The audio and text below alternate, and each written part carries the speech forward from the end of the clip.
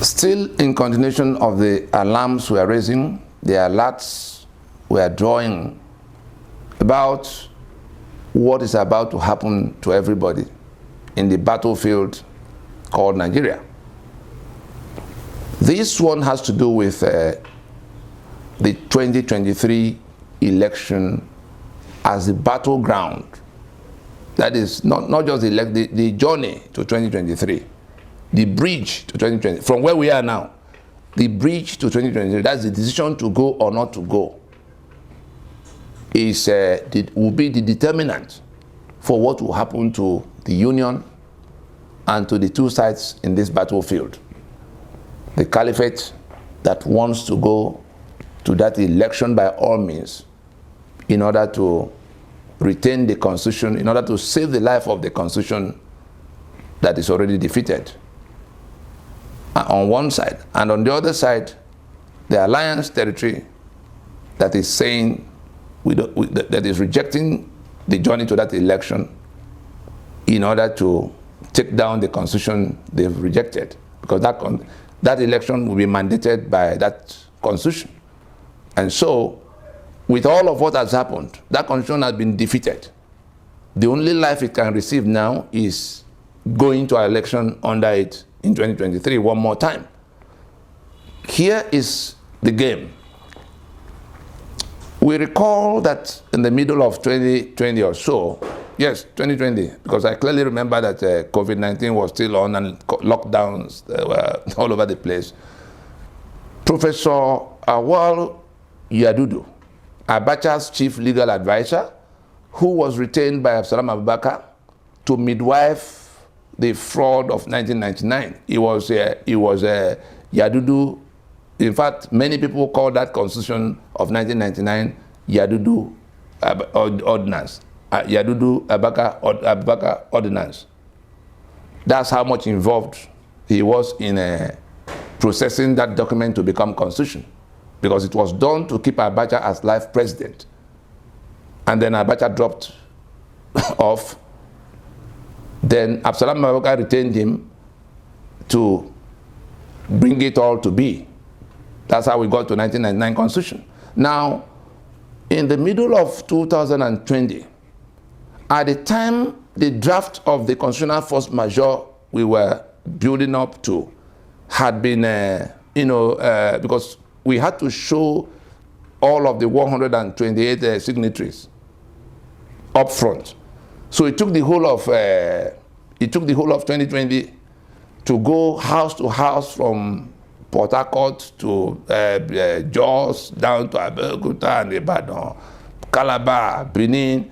Everybody who had to sign, and the ones overseas, we had to show them what was in the draft. It was in that period of consultation that apparently we suspect that one of those who read the draft went to relate to Yadudu and whoever he was looking out for.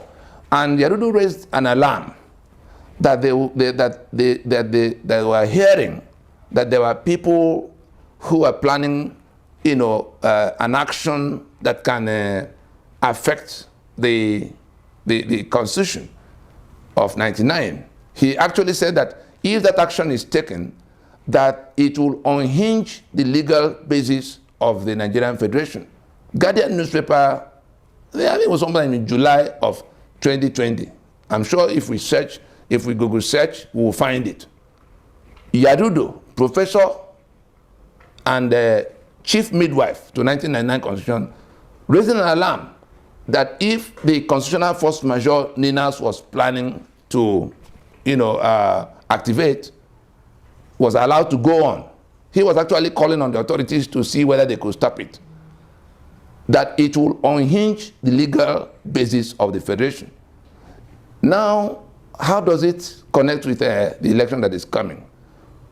We went on the 16th of December to activate that constitutional force majeure. And we've carried on with the implementation. Everybody can see now that across the grassroots, home and abroad, wherever Nigerians live, that 1999 Constitution is like in animal farm where you say 4 legs good, 2 legs bad. Everybody now knows. Go to the Dugbe market in Ibadan. Go to Arere in Aba. Go to Obogonogo in Asaba.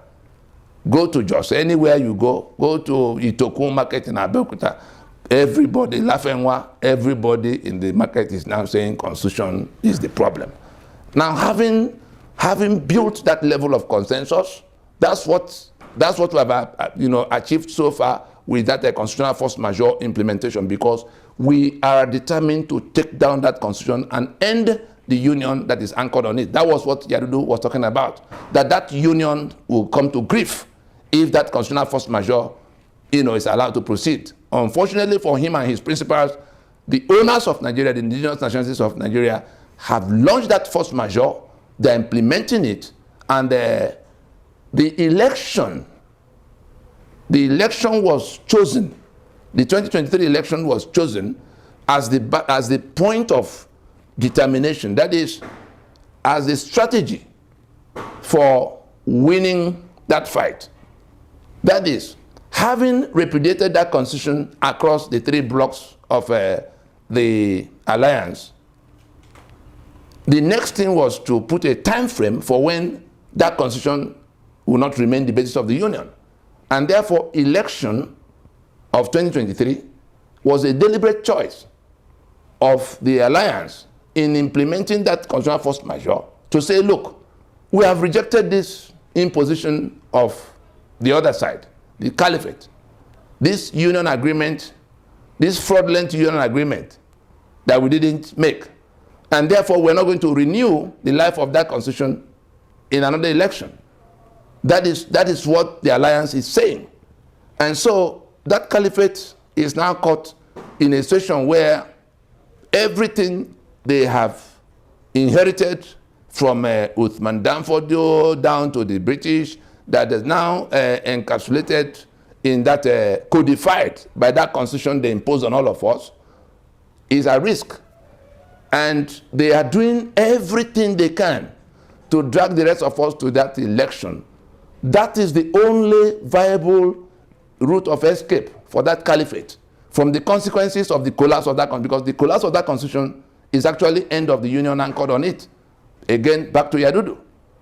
And so where we are is that we have a choice to make.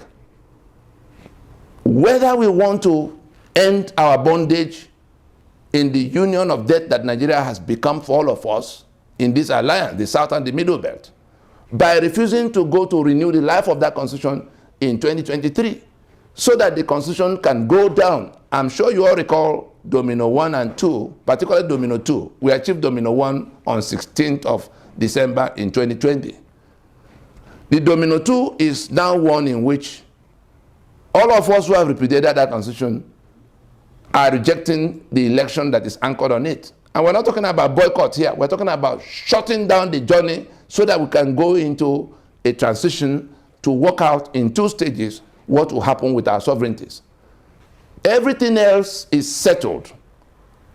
If we do that one more action, if we are able to stop the journey of 2022, if we're able to hold our own siblings from the South and Middle Belt, waving PDP and APC flag, if we're able to, even if we have to fight with them, to say, you are dragging us to the bondage we are trying to run away from. We have defeated that constitution. The only reason that constitution is going to survive is that all of these renegades from our part are going to validate the process for the Caliphate that desperately wants to save the document.